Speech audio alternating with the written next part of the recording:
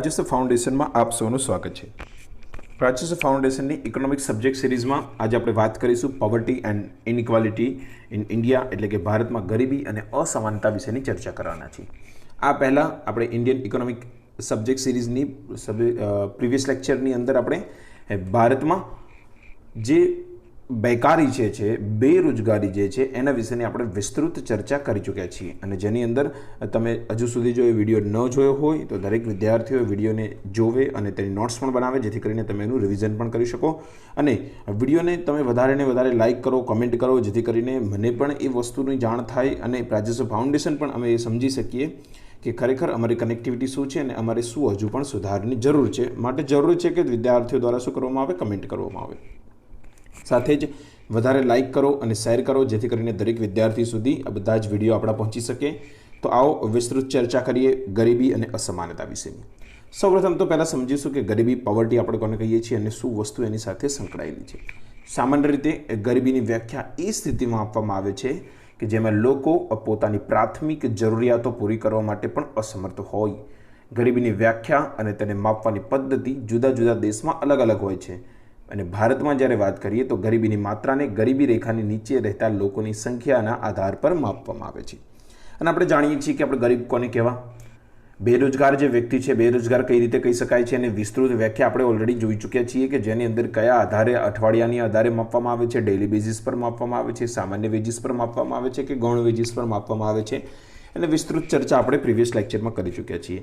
તો હું અહીંયા જે ગરીબીની તમને વ્યાખ્યા સમજાવી રહ્યો છું એનો એક સામાન્ય અર્થ એ થશે કે જે માણસ જે છે અથવા જે તે સમુદાયના જે લોકો છે, જ્યાં રહે છે લોકો, પોતાની આર્થિક પ્રવૃત્તિઓ અથવા તો આર્થિક ક્રિયાકલાપના સહારે પોતાની જો પ્રાથમિક જરૂરિયાતો પૂરી કરી શકતા નથી તો એને આપણે શું કરીશું, એને ગરીબ સમજીશું। અથવા તો પ્રાથમિક જરૂરિયાત પૂરી કરવા માટે અસમર્થ હોય, એ ભલે કામ કરતા હોય કે ન કરતા હોય, પરંતુ જો પ્રાથમિક જરૂરિયાત પૂરી ન કરી શકતા હોય તો એને આપણે શું કહીશું, ગરીબ કહીશું। અને ગરીબી માપવા માટેના આયામો અલગ અલગ હોય છે, જે આપણે માનવ વિકાસ સૂચકાંક જે માપ્યા હતા, બહુ આયામી જે ગરીબી સૂચકાંક છે, દરેક વસ્તુથી તમે આજે એ વસ્તુને માપી શકો છો। તો અહીંયા ભારતની અંદર જ્યારે વાત કરવામાં આવે તો ગરીબી રેખા એટલે કે પોવર્ટી લાઇનના આધારે આપણે માપીએ છીએ કે કોણ વ્યક્તિ ગરીબ છે। એક રેખા નિર્ધારિત કરેલી છે, એક માપક નિર્ધારિત કરેલો છે, એ માપકની ઉપર રહેલા દરેક વ્યક્તિને આપણે ગરીબ નથી કહેતા, જ્યારે માપકથી નીચે રહેલા જે વ્યક્તિઓ છે એને આપણે ગરીબ તરીકેની ડેફિનેશનની અંદર સમાવેશ કરીએ છીએ। ગરીબી રેખા કુટુંબની આવકની આધારે નક્કી થાય છે। જે કુટુંબની આવક આ રેખાથી ઓછી હોય તેને આપણે શું માની લઈશું, ગરીબ માનવામાં આવશે। અને જુદા જુદા દેશમાં એક કુટુંબની આવક નક્કી કરવા માટે જુદી જુદી રીતો અપનાવવામાં આવે છે, અને તે સ્થાનિક સમાજની આર્થિક જરૂરિયાત પર નિર્ભર કરે છે। ભારતમાં આયોજન પંચ દ્વારા ગરીબીનું અનુમાન કરવામાં આવે છે। યાદ રાખજો, આયોજન પંચ દ્વારા ગરીબીનું અનુમાન કરવામાં આવતું હતું, એટલે હવે કે આ જે જિમ્મેદારી જે છે એ ચેન્જ થઈ ગઈ છે અને કોની પાસે જતી રહી હશે, નીતિ આયોગ, કારણ કે આયોજન પંચને જ આપણે શું કરી દીધું છે, બરખાસ્ત કરી દીધું છે। તો આ જ વસ્તુ અહીંયા સમજવાની છે કે દરેક દેશની અંદર એની જરૂરિયાતો અલગ હોઈ શકે। તમે જે પ્રદેશની અંદર રહેતા હોય એ પ્રદેશની અંદર તમારી પ્રાથમિક જરૂરિયાતો અલગ અલગ હોઈ શકે છે। જેમ કે તમે ઠંડા પ્રદેશમાં રહેતા હોય, જેમ કે તમે ઉષ્ણકટિબંધીય વાતાવરણની અંદર રહેતા હોય, જેમ કે તમે વિષુવવૃત્ત વાતાવરણની અંદર રહેતા હોય, દરેક જગ્યાએ તમારી પ્રાથમિક જરૂરિયાતો અલગ અલગ હોઈ શકે છે, અને એ પ્રમાણે ડિસાઇડ કરવામાં આવે છે કે ખરેખર કોણ ગરીબ છે। ગરીબીનો આધાર અલગ હોઈ શકે, ગરીબીના માપનની પદ્ધતિઓ અલગ હોઈ શકે, એ જે તે સ્થાનીય જરૂરિયાતને આધારે જ એને નિર્ભર કરવામાં આવે છે। ગરીબી રાષ્ટ્રીય નિર્દેશ સર્વેક્ષણ સમિતિ એટલે કે આપણે NSSOની જે વાત કરી હતી એના સર્વેક્ષણ દ્વારા ગ્રાહકોના ખર્ચના આધારે માપવામાં આવે છે। એક ગરીબ કુટુંબ એ જેનો ખર્ચ નક્કી કરેલી ગરીબી રેખાના સ્તર કરતાં ઓછો છે, એટલે કે એક જરૂર છે, જે તે વ્યક્તિને આજે જે તે અમુક ન્યુટ્રિશનની જરૂર છે તો એ પ્રમાણેનો એ ખર્ચ કરી શકે છે કે નહીં, તેના આધારે આપણે ગરીબીની રેખાનું આપણે નિર્ધારણ કરી રહ્યા છીએ। ભારતમાં પહેલાં ગરીબી રેખાને 1979માં નક્કી કરેલા કાર્યશક્તિના આધારે નક્કી કરવામાં આવતી હતી, જે અંતર્ગત ગ્રામીણ ક્ષેત્રમાં આપણે 2400 કેલરી ભોજન ખરીદવાનો ખર્ચ એટલે કે 2400 કેલરી ખરીદવાનો ખર્ચ, અને શહેરી ક્ષેત્રની અંદર 2100 કેલરી ભોજન ખરીદવાનો ખર્ચ આધારિત માન્યો હતો। આ યાદ રાખજો કે ગ્રામીણમાં વધારે છે અને શહેરી ક્ષેત્રની અંદર ઓછી કેલરીની વાત કરવામાં આવે છે, જેનો આધાર એ હોઈ શકે કે શહેરીની અંદર તમે જોઈ શકો છો એ શારીરિક શ્રમ અને ગ્રામીણની અંદર શારીરિક શ્રમની જે સરખામણી કરવામાં આવી છે તેના આધાર અંતર્ગત આ વસ્તુને આપણે આધાર માન્યો છે। વર્ષ 2009ની વાત કરીએ તો સુરેશ તેંડુલકર કમિટીએ નિર્ધારિત રેખાને ભોજન, શિક્ષણ, સ્વાસ્થ્ય, વીજળી, વાહન વ્યવહાર પર થતા ખર્ચના આધારે નક્કી કર્યા હતા.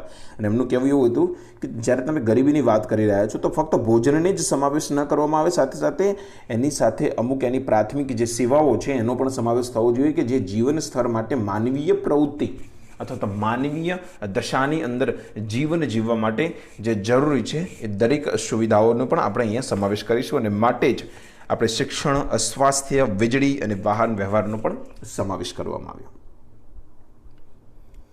યોજના આયોગે તેંડુલકર કમિટીની ભલામણને આધારે ગરીબી રેખા અને ગરીબી દરને વર્ષ 2009-10 માટે સુધાર કર્યો અને તેમણે ગરીબી રેખાનું અનુમાન સંપૂર્ણ ભારતના સ્તર પર કર્યું.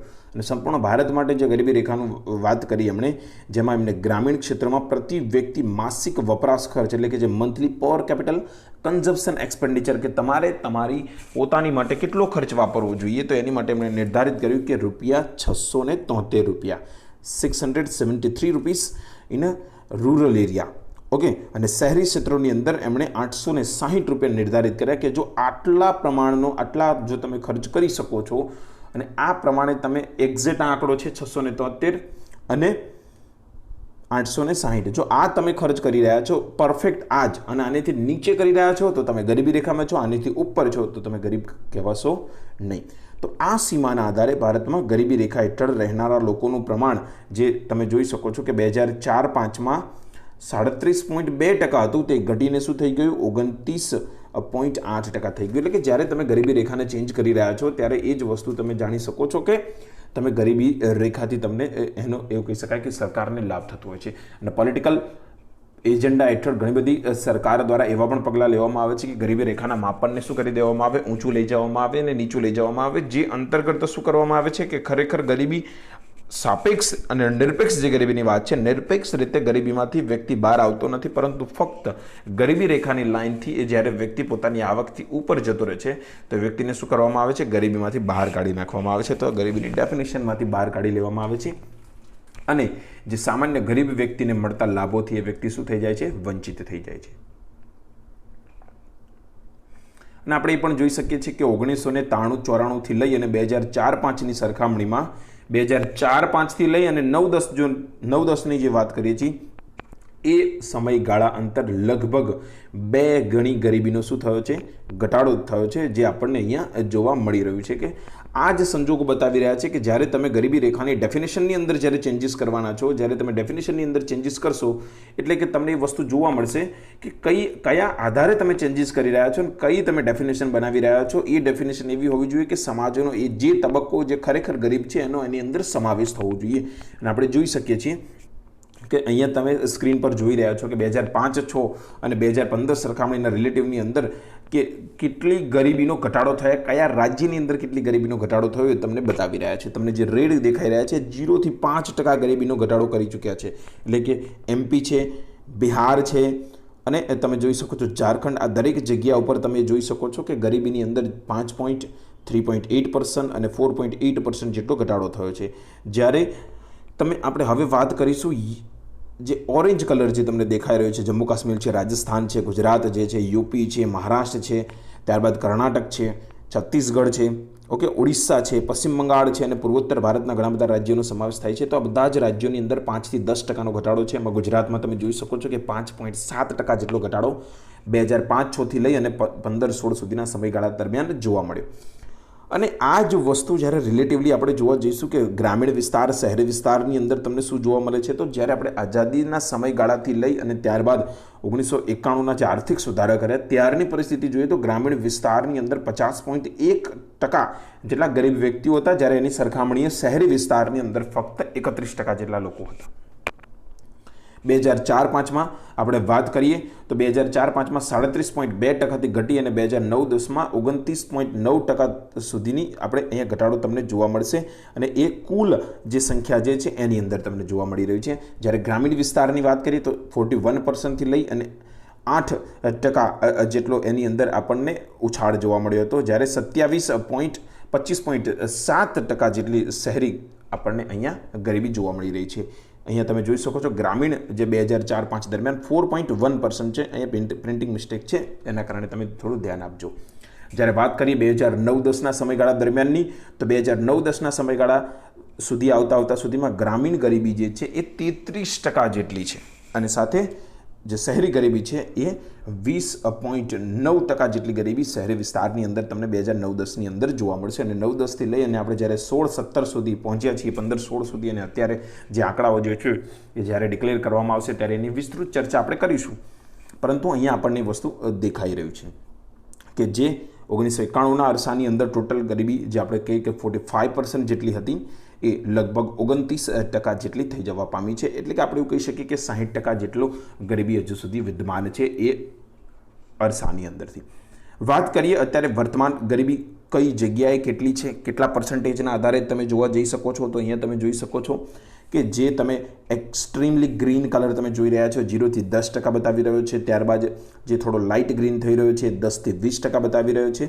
એટલે કે જે અહીંયા જે સૌથી વધારે જે રેડ ઝોન તમે જે જોઈ રહ્યા છો, ઓરેન્જ ઝોન, એ 40% પ્લસ ગરીબી રેખા છે. અને તમે જોઈ શકો છો MP છે, યુપી છે, બિહાર છે, ઝારખંડ છે, અને જ્યાં આગળ તમે એ પણ જોઈ શકો છો કે આ અરસાની અંદર શિક્ષણનું સ્તર તમને શું જોવા મળશે, નીચું જોવા મળશે. અને આ એના મુખ્ય કારણોની અંદર આવશે કે કારણ કે જે ગરીબીનું મુખ્ય જે ચક્રીય ગરીબી જે છે, જે ગરીબીનું જે મુખ્ય ચક્ર છે એની અંદર ફસાયેલી જનતાને નીકાળવી એ ખરેખર સામાન્ય બાબત નથી. અહીંયા તમે જોઈ શકો છો કે ગુજરાત છે, રાજસ્થાન જે છે, છત્તીસગઢ છે, ઉડીસા છે, પશ્ચિમ બંગાળ છે, આ બધાનો સમાવેશ 30 જે છે એ 20 થી 30%ની અરસાની અંદર તમે જોઈ શકો છો. એટલે કે જો ગુજરાતની વાત કરીએ તો 21.4% ગરીબી છે, જ્યારે રાજસ્થાનની વાત કરીએ તો 31.6% ગરીબી છે. તો આના આધારે જ આપણને એ વસ્તુ ખબર પડે છે કે કયા દેશ, કયા રાજ્યની અંદર કેટલી ગરીબી રેખા તમને જોવા મળે છે.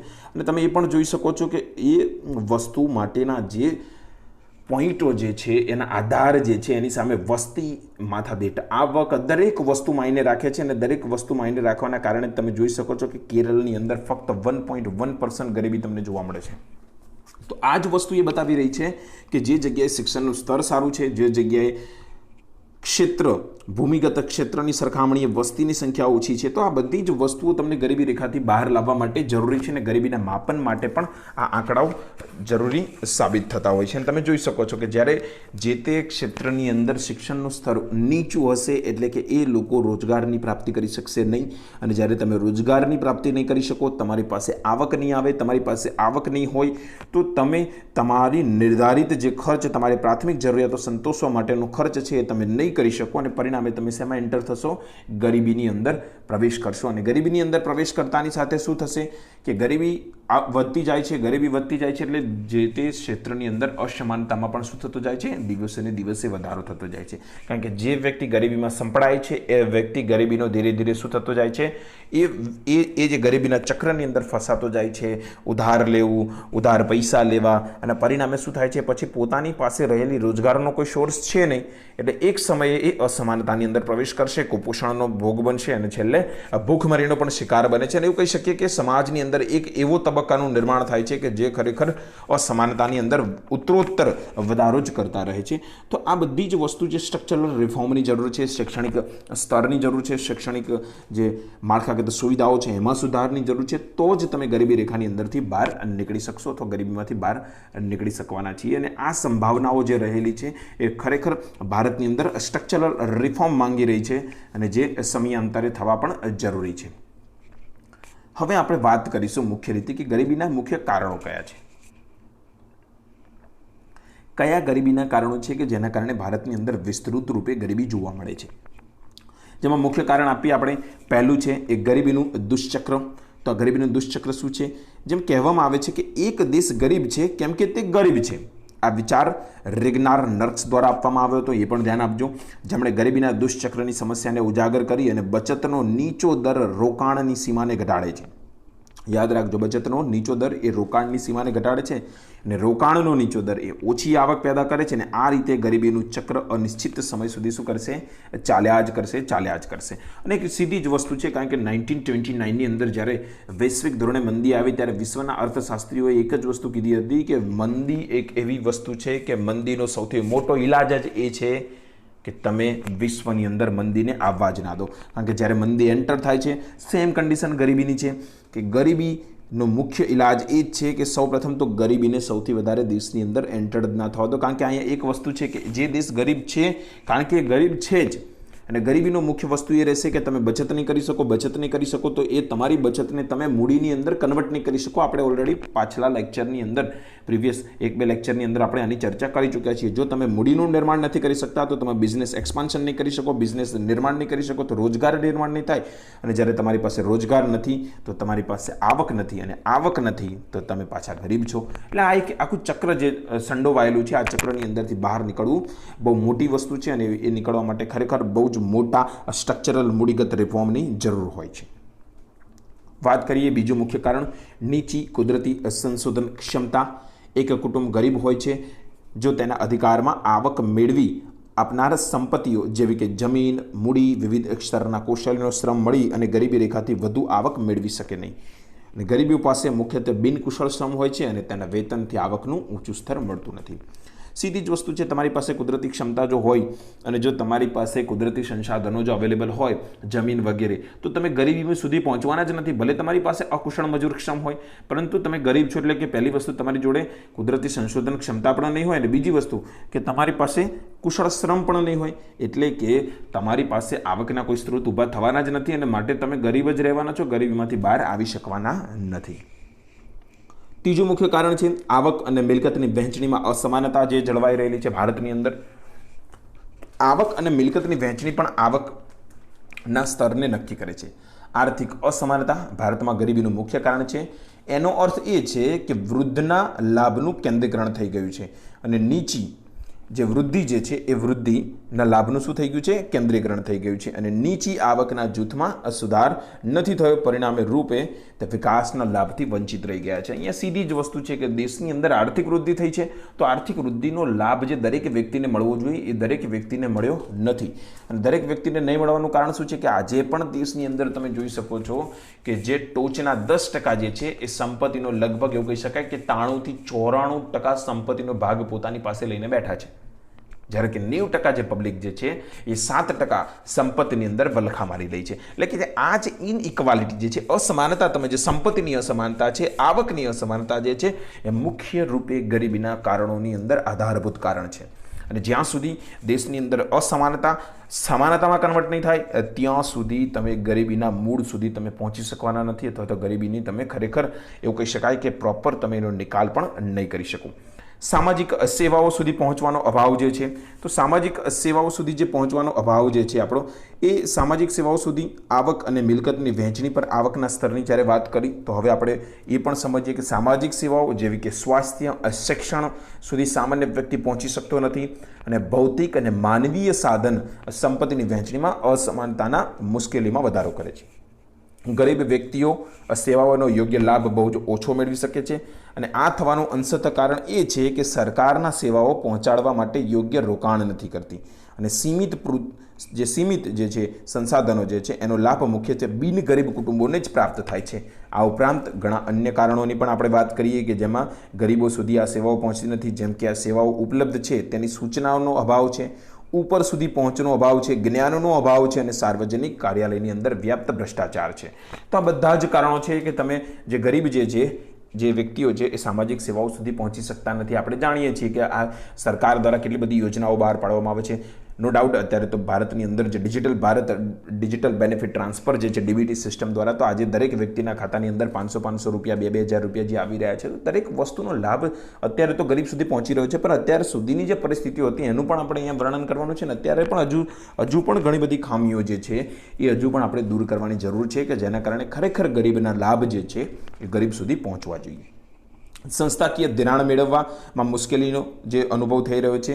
બેંક તથા અન્ય વાણિજ્ય સંસ્થાઓ ગરીબ વ્યક્તિને લોન આપવામાં પક્ષપાત કરે છે, કેમ કે તેમને લોન ભરપાઈ ન થવાનો મુખ્ય ડર રહે છે, કારણ કે દેખાઈ રહે છે કે આ ગરીબ છે, જો એની પાસે જો આવકનો કોઈ નિર્ધારિત સ્ત્રોત અવેલેબલ નથી તો એવું થઈ શકે કે જેના કારણે એ વ્યક્તિ શું કરશે કે લોન ભરપાઈ નહીં કરે, અને એના કારણે એની ઉપર જે ધિરાણ સંસ્થાઓ છે વિશ્વાસ મૂકતી નથી. પરંતુ જો ધિરાણની અવેલેબલ નહીં થાય તો એ કોઈ પણ પોતાનું સાહસ નહીં કરી શકે, કોઈ આર્થિક એવી પ્રવૃત્તિ નહીં કરી શકે કે જેના કારણે એ ગરીબીમાંથી બહાર આવી શકે. માટે એ પણ જરૂરી છે કે એમને ધિરાણ મળવું જોઈએ અને એટલા માટે જ તમે આજે જોઈ શકો છો કે પ્રધાનમંત્રી જનધન યોજના અંતર્ગત જે એકાઉન્ટ ખોલાવવામાં આવી રહ્યા છે એ જે એકાઉન્ટ ખોલ્યા છે એના આધારે જે આર્થિક સહાય પ્રોવાઈડ કરવામાં આવી રહી છે તો ખરેખર એવું કહી શકાય કે ગરીબીની અંદરથી તમે અંશતઃ થોડી ઘણી ગરીબી દૂર કરવામાં તમે સક્સેસ જઈ શકો છો. અન્ય જે મુખ્ય કારણ છે એ છે ભાવ વધારો અને ભાવ વધારાના લીધે રૂપિયાની ખરીદ શક્તિ શું થઈ જશે? ઓછી થઈ ગઈ છે અને આ રીતે રૂપિયાનું મૂલ્ય ઘટી ગયું છે. ઓછી આવકવાળા વર્ગને ના છૂટકે પોતાનો વપરાશ ઓછો કરવો પડે છે અને તેનાથી તે શું થઈ જાય છે? ગરીબી રેખાની નીચે જતા રહે છે. સીધી જ વસ્તુ છે. ભાવ વધારો થાય, આપણી પાસે આવકના સોર્સ એટલા અવેલેબલ ન હોય, એવા સંજોગોમાં તમારે શું કરવું પડશે? એવા સંજોગોમાં તમે તમારી જે જરૂરિયાત છે એનું સંકોચન કરવું પડશે. સંકોચન કરી અને તમારે તમારી જરૂરિયાતને મર્યાદિત કરવી પડશે અને જેથી તમે તમારા ખર્ચને મર્યાદિત કરશો તો તમે શું થશો? ગરીબી રેખાની નીચે જતા રહેશો. તો એવું પણ કહી શકાય કે ભાવ વધારાના લીધે પણ ગરીબી વધી શકે છે. અન્ય મુખ્ય કારણ છે ઉત્પાદક રોજગારીનો અભાવ છે. આપણે પહેલાં જ વાત કરી ચૂક્યા હતા કે ગરીબીમાં થતા વધારાને બેકારી સાથે સીધો સંબંધ છે.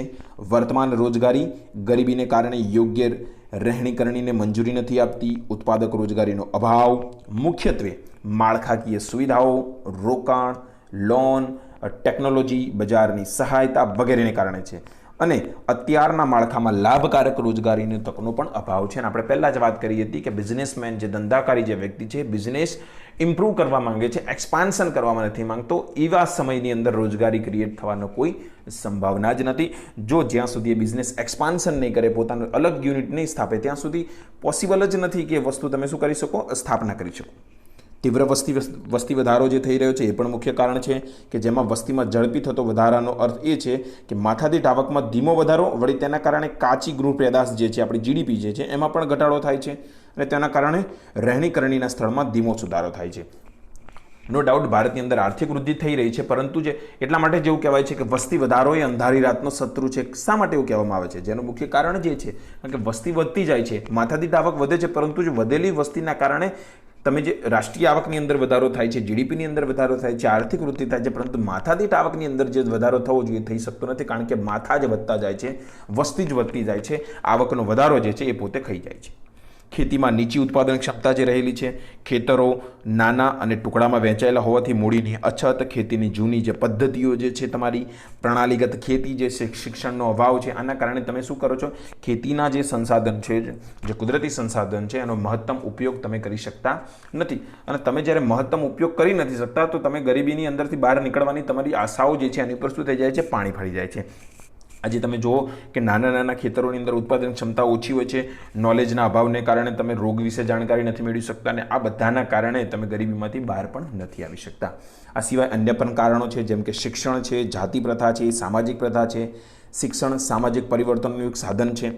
ગરીબી શિક્ષણના સ્તર પણ ગાઢ રીતે સંકળાયેલા છે અને આ બંનેમાં ચક્રીય સંબંધ છે. આવક મેળવવાની શક્તિ વ્યક્તિની શિક્ષા અને રોકાણની પ્રભાવિત થાય છે, પરંતુ ગરીબ વ્યક્તિ પાસે માનવ મૂડીમાં રોકાણ કરવા માટે બચત હોતી નથી અને આ માટે આ રીતે તેમની આવક સીમિત રહી જાય છે, એટલે કે શિક્ષણની પ્રાપ્તિ કરી શકતા નથી.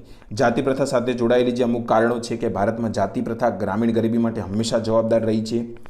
નીચી જાતિના લોકો જે છે એમની પર ઊંચી જાતિના લોકોનું વર્ચસ્વ પહેલેથી ગરીબીનું મુખ્ય કારણ બની ગયું છે અને આના કારણે તમે જુઓ કે અમુક જાતિના લોકો અત્યારે પણ ભારતની અંદર ગરીબીનો સામનો કરી રહ્યા છે અને એ એવું કહી શકાય કે જાતિ પ્રથાનો દુષ્પ્રભાવ છે. આમ તો જોવા જઈએ તો જાતિ પ્રથાના બધા જ પ્રભાવ દુષ્પ્રભાવ જ છે, પરંતુ આ ગરીબીને રિલેટેડ દુષ્પ્રભાવ છે. સામાજિક પ્રથાઓ પણ અમુક જે છે કે ગ્રામીણ વ્યક્તિઓ મોટાભાગે પોતાની આવકનો વધારે હિસ્સો સામાજિક પ્રથા જેવી કે લગ્ન, મૃત્યુ પછીનું ભોજન પાછળ ખર્ચ કરી રહ્યા છે. નો ડાઉટ કોવિડ-19ના કારણે આ એક સારો એવો એવું કહી શકાય કે સારી અસર થઈ છે કે આજે તમે જોઈ શકો કે લગ્નની અંદર અમુક નિર્ધારિત સમય અને નિર્ધારિત લોકો માટેની પરમિશન આપવામાં આવી છે, જેથી કરીને ઘણા બધા જે પેરેન્ટ્સ જે છે કે દીકરીના લગ્ન માટે સામાજિક આબરૂ માટે પોતાની મિલકતનો ઘણો બધો ભાગ વેચી દેતા હતા, એનાથી બચી શકશે. તો આ બધા ઘણા બધા કારણો છે કે જેના કારણે ભારતમાં ગરીબીનો વ્યાપ્ત પ્રમાણ તમને જોવા મળી રહ્યું છે. આની માટે સરકાર દ્વારા ઘણા બધા પ્રયત્નો કરવામાં આવ્યા છે. એના વિશે ગરીબી, બેકારી અને અસમાનતા દૂર કરવાના એક અલગ લેક્ચર આપણે નેક્સ્ટ લેક્ચરની અંદર એની અંદર આપણે ચર્ચા કરવાના છીએ. અત્યારે અન્ય એક વાત કરીએ, એ છે ભારતની અંદર રહેલી અસમાનતા, ઇનઇક્વાલિટી ભારતની અંદર કઈ રીતે વ્યક્ત છે તેના વિશે વાત કરીશું અને એની વિસ્તૃત આપણે માહિતી મેળવીએ. તો ભારત ઘણી પ્રભાવશાળી વૃદ્ધિ ધરાવતો ગરીબ દેશ છે. વિકાસ કાર્યોના પરિણામ રૂપે અહીં આર્થિક વૃદ્ધિ, પ્રતિ વ્યક્તિ આવકમાં સુધારો, દેશમાં ગરીબીનું સ્તર વગેરેમાં ઘટાડો થયો છે. એ વાસ્તવિકતા છે કે દેશની વસ્તીમાં ગરીબીની ટકાવારીમાં સતત ઘટાડો થયો છે, પરંતુ દેશના જુદા જુદા પ્રદેશમાં સામાજિક આર્થિક વિકાસના સ્તરમાં ઘણી વધારે વિષમતા જોવા મળી રહી છે. રહેણીકરણીના સ્તરમાં પણ દરેક વિસ્તારમાં પ્રતિ વ્યક્તિ અંતર જોવા મળી રહ્યું છે. આપણે એવું નથી કહેતા કે ગરીબીમાં ઘટાડો નથી થયો, પરંતુ ઘટાડો થયો છે, પણ સાથે સાથે અસમાનતામાં પણ ઘટાડો થઈ રહ્યો છે. આપણે મેપ જોયો હતો એ તમે જોઈ શકો છો ફરી, કે કઈ રીતે તમે એની અંદર ઘટાડો થઈ રહ્યો છે, અસમાનતાની અંદર વધારો થઈ રહ્યો છે. ગરીબીમાં તો ઘટાડો થઈ રહ્યો છે, પણ અસમાનતામાં વધારો થઈ રહ્યો છે. જુદા જુદા રાજ્યમાં પ્રતિ વ્યક્તિ આવકમાં અંતર છે, જેમ કે બિહારમાં પ્રતિ વ્યક્તિ ₹12,000 અને ગોવામાં ₹10,000 પ્રતિ વ્યક્તિ આવક છે. આ ઇતિહાસ અને ભૂતકાળની સમૃદ્ધિના અનુભવનું પરિણામ છે. તો આ જ વસ્તુ તમને અહીંયા બતાવી રહ્યું છે કે કઈ રીતે તમારી આવક અને તમારી સંપત્તિની અંદર આ વધારો થઈ રહ્યો છે અને અસમાનતામાં વધારો થઈ રહ્યો છે. જ્યારે અસમાનતા વધી રહી છે એટલે કે શું થઈ રહ્યું છે કે જે આવક જે છે, સંપત્તિ જે છે, એનું કેન્દ્રીયકરણ થઈ રહ્યું છે, વિકેન્દ્રીયકરણ નથી થયું. જ્યારે કેન્દ્રીયકરણ થઈ રહ્યું છે તો અસમાનતામાં ખરેખર ઉત્તરોત્તર શું થશે? વધારો થશે. બીજી અન્ય સંબંધિત વિષમતાઓ શિક્ષણ છે, સાક્ષરતાનો દર છે, સ્વાસ્થ્ય છે, આધારિત સંરચના છે, વસ્તી વૃદ્ધિ છે, રોકાણનો વ્યય છે, તેમજ પ્રદેશોની રચનામાં પણ છે. પાછળના દશકમાં ક્ષેત્રીય વિષમતા દર્શાવે છે, જેમ કે ગરીબી અને ધનિક ક્ષેત્રમાં વધારે અંતર છે. તમે જોઈ શકો છો ભારતની અંદર યુપી છે, બિહાર છે, ઝારખંડ છે, છત્તીસગઢ છે, મધ્યપ્રદેશ છે, અહીંયા આગળ તમને અસમાનતા વધારે જોવા મળશે ને ત્યાં આગળ ગરીબ લોકોનો વસવાટ વધારે છે. જ્યારે ગુજરાત, મહારાષ્ટ્ર, તામિલનાડુ, કર્ણાટક, તમે જોઈ શકો છો ગોવા, બધી જગ્યાએ એમની સરખામણીએ ધનિક વ્યક્તિઓ રહે છે. 2010-12માં ચંદીગઢ સૌથી ધનિક હતું, પરંતુ બિહાર સૌથી ગરીબ રહ્યું. આ સમયગાળામાં વાર્ષિક સરેરાશ વૃદ્ધિ દરમાં પણ ઘણું અંતર હતું, જે ચંદીગઢમાં 8.39% હતું, જ્યારે જમ્મુ કાશ્મીરમાં માત્ર 2.71% રહ્યું. એટલે કે એવું કહી શકાય કે ક્ષેત્રીય અસમાનતાની અંદર જે વધારો થઈ રહ્યો છે ખરેખર એક આપણી આર્થિક વૃદ્ધિનો અવરોધક પરિબળ છે.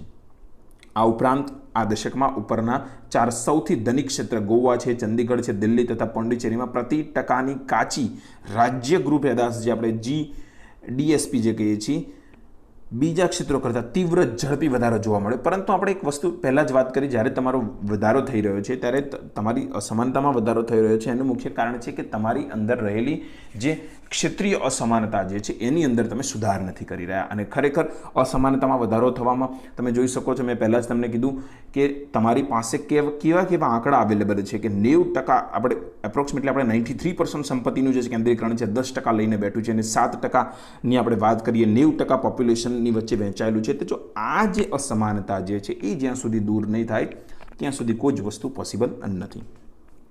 એના મુખ્ય કારણોની વાત કરીએ, પ્રાદેશિક વિષમતાઓ, તો સૌથી પહેલું કારણ છે ઐતિહાસિક કારણ. તો ભારતમાં ઐતિહાસિક ક્ષેત્રીય અસંતુલન અંગ્રેજોના શાસનકાળથી શરૂ થયું છે, એ પણ આપણે જાણવું જોઈએ. અંગ્રેજ શું કરતા હતા તો કે ઉદ્યોગપતિની પોતાની આર્થિક ગતિવિધિ મુખ્યત્વે 2 રાજ્યો પશ્ચિમ બંગાળ અને મહારાષ્ટ્રમાં કેન્દ્રિત રાખતા, અને મુખ્યત્વે તેમના શહેરો જેવા કે કોલકાતા, મુંબઈ, ચેન્નઈ એ એમના મુખ્ય વેપારી કેન્દ્રો હતા. એટલે અહીં આગળ અમીરોની વધારે ઘૂસપરસ ચાલતી હતી. તેમણે પોતાના બધા જ ઉદ્યોગો જે હતા એ આ મુખ્ય શહેરોની અંદર વહેંચવામાં આવ્યા હતા, અને મુખ્ય શહેરો દ્વારા જ અહીંયાથી એનું શું કરવામાં આવતું હતું? પ્રોપર મેનેજમેન્ટ કરવામાં આવતું હતું. બીજું જે મુખ્ય કારણ જે છે એ અન્ય છે ભૌગોલિક કારણ. અને ભૌગોલિક કારણ કયું છે તો કે ભારતમાં મોટો જમીનનો ભાગ પહાડો, નદીઓ અને ગીચ જંગલોથી ઘેરાયેલો છે. અને આ જે ભૌગોલિક કારણ જે છે આ સાધનોની ગતિશીલતાને થોડા અંશે મુશ્કેલ બનાવે છે. અને આ ઉપરાંત તમે વિકસિત યોજનાઓના ખર્ચ, પ્રશાસનના ખર્ચ અને આ બધી જ વસ્તુઓ અહીંયા વધી જાય છે. પ્રતિકૂળ વાતાવરણ, પૂર, પછી જે ચક્રવાત છે એવા દેશના જુદા જુદા ક્ષેત્રના ધીમા આર્થિક વિકાસના એક મુખ્ય કારણ બની જાય છે, કે જેના કારણે શું થાય છે? આર્થિક વિકાસ ધીમો પડી જાય છે. તમે જુઓ ઓડિશા જે છે, પશ્ચિમ બંગાળ છે, આજે અહીંયા ચક્રવાતના કારણે કેટલું બધું નુકસાન થઈ રહ્યું છે. ખેતીની ઓછી ઉત્પાદકતા અને ઔદ્યોગિકરણની અછતમાં જોવા મળે છે, અને આ કારણને લીધે દેશમાં જુદા જુદા ક્ષેત્રમાં શું થાય છે? અસમાનતાની અંદર વધારો થઈ જાય છે. તમે જોઈ શકો છો રણ પ્રદેશ જેની પાસે છે, પહાડી પ્રદેશ જેની પાસે છે, એમને ડેવલપમેન્ટ કરવામાં થોડી વાર લાગી રહી છે, તો તેવું કહી શકાય કે એમને ડેવલપમેન્ટ માટે અવરોધક પરિબળ સાબિત થઈ શકે છે. જ્યારે તમે જોઈ શકો છો કે જેની પાસે વિપુલ પ્રમાણમાં દરિયા કિનારો છે, ગુજરાત, મહારાષ્ટ્ર, કર્ણાટક, કેરળ, તામિલનાડુ, આંધ્રપ્રદેશ, આ બધા પોતાનો વિકાસની ગતિશીલતા વધારી રહ્યા છે. માળખાકીય સુવિધાઓ પણ અગત્યનું સ્થાન ધરાવે છે આ કારણની અંદર. જે રાજ્ય સારી રીતે વિકસિત છે અથવા જ્યાં માળખાકીય સુવિધાઓ જેવા શક્તિના સાધન, પાણી, રસ્તાઓ, વિમાન મથક તે વધારે રોકાણની યોજનાઓને આકર્ષિત કરી શકે છે ને તેના કારણે તેનો વૃદ્ધિનો દર શું થઈ જાય છે? ઊંચો થઈ જાય છે. અને આનું મુખ્ય કારણ આપણે પોતે જ છીએ. ગુજરાત, મહારાષ્ટ્ર, તામિલનાડુ તમે જોઈ શકો છો જ્યાં આગળ માળખાકીય સુવિધાઓ વધારે સારી છે, તો રોકાણકારોને પણ તમે વધારે આકર્ષિત કરી શકો છો અને તમારો આર્થિક વૃદ્ધિ દર સારો જળવાઈ રહે છે. આ સાથે જ જે ચોથું કારણ જે છે એ સાર્વજનિક રોકાણમાં ઘટાડો. નવી આર્થિક નીતિમાં સરકાર સતત આર્થિક ગતિવિધિઓમાં ભાગીદારના જે સંબંધો જે છે એમાં પોતાની ભૂમિકા સીમિત કરી રહી છે અને ખાનગી ક્ષેત્રને વધારે સ્થાન આપવામાં આવી રહ્યું છે. આપણે જોઈ રહ્યા છીએ કે કઈ રીતે ખાનગી ક્ષેત્રને વધારે સ્થાન આપવામાં આવી રહ્યું છે. આજે તમે જુઓ કે ખાનગીકરણને વધારે આપણે મહત્ત્વ આપી રહ્યા છીએ અને સાર્વજનિક રોકાણમાં સતત ઘટાડો થઈ રહ્યો છે. ગરીબ રાજ્યો પર આની પ્રતિકૂળ અસર થઈ રહી છે. સિંચાઈ, વીજળી તેમજ સામાજિક ક્ષેત્રની યોજનાઓમાં ખૂબ વધારે રોકાણના માધ્યમથી તમે સાર્વજનિક ક્ષેત્રનું આ રાજ્યોની વૃદ્ધિમાં મુખ્ય યોગદાન રહ્યું છે. આમાં ઘટાડાની ઘણા બધા ક્ષેત્રના વિકાસ પર પ્રતિકૂળ અસર થઈ રહી છે. કારણ કે જ્યારે દરેક વસ્તુ પ્રાઇવેટાઇઝેશન થઈ જશે તો જરૂરી રહેશે કે દરેક વ્યક્તિએ ખર્ચ કરવો પડશે. આજે તમે જુઓ રેલવે છે, અમુક જે સરકારી ક્ષેત્રો છે, પરંતુ જ્યારે તમે તમારા જે સરકારી ક્ષેત્રો છે ખરેખર લોસની પરિસ્થિતિમાંથી પસાર થઈ રહ્યા હોય તો એ ઇકોનોમિકલ કન્ડિશનના આધારે જરૂરી છે કે એનું ખાનગીકરણ કરવામાં આવે. પરંતુ જ્યારે સામાજિક કારણને તમે એનું વિશ્લેષણ કરવા બેસો ત્યારે જણાય છે કે ગરીબ વ્યક્તિઓ માટે જ્યારે તમે સેવા માટે પરિવહન સેવા શરૂ કરેલી હોય તો જરૂર નથી કે દરેક વસ્તુને તમે પ્રોફિટથી જ તોલવામાં આવે. માટે જરૂરી છે કે અંશતઃ ખાનગીકરણ પણ જરૂરી છે અને ખરેખર એવું કહી શકાય કે 50%થી વધારે આપણું સરકારીકરણ પણ હજુ જરૂરી છે. કારણ કે આપણે એ ગરીબી પ્રજા, એ અસમાનતાના શિકાર અને એ રોજગારીથી વંચિત લોકોને રોજગાર પ્રોવાઈડ કરવાનો છે, ગરીબીમાંથી બહાર લાવવાના છે અને અસમાનતામાંથી એમને મુક્તિ અપાવવાની છે. માટે જરૂરી છે કે આ બધા જ કારણોમાંથી આપણે બહાર નીકળવા માટે સરકારે પોતાનો જે સરકારી ખર્ચ છે એમાં પણ વધારો કરવો પડશે. તો આજે આપણે વાત કરી ગરીબી અને અસમાનતા વિશેની. આપણે ઓલરેડી બેકારી વિશેની ચર્ચા કરી ચૂક્યા છીએ અને આપણા નેક્સ્ટ લેક્ચરની અંદર આપણે આ બેકારી, ગરીબી અને અસમાનતાને હટાવવા માટેના જે ઉપાયો જે છે અને સરકાર દ્વારા જે પ્રયત્નો કરવામાં આવેલા છે તેને વિસ્તૃત ચર્ચા કરીશું. સાથે જ તમે રાજ્યસભા ફાઉન્ડેશન સાથે જોડાઈ શકો છો અને પ્રી રજિસ્ટ્રેશન પણ કરાવી શકો છો અને આપણા સોશિયલ મીડિયા નેટવર્ક કનેક્ટિવિટી સાથે તમે જોડાઓ જેથી તમને નવા વિડીયોની નોટિફિકેશન પણ મળે અને આપણું જે સોશિયલ મીડિયા નેટવર્ક કનેક્ટિવિટી માધ્યમથી તમે અમૂલ્ય મટીરિયલ પણ મેળવી શકો છો. Thank you very much.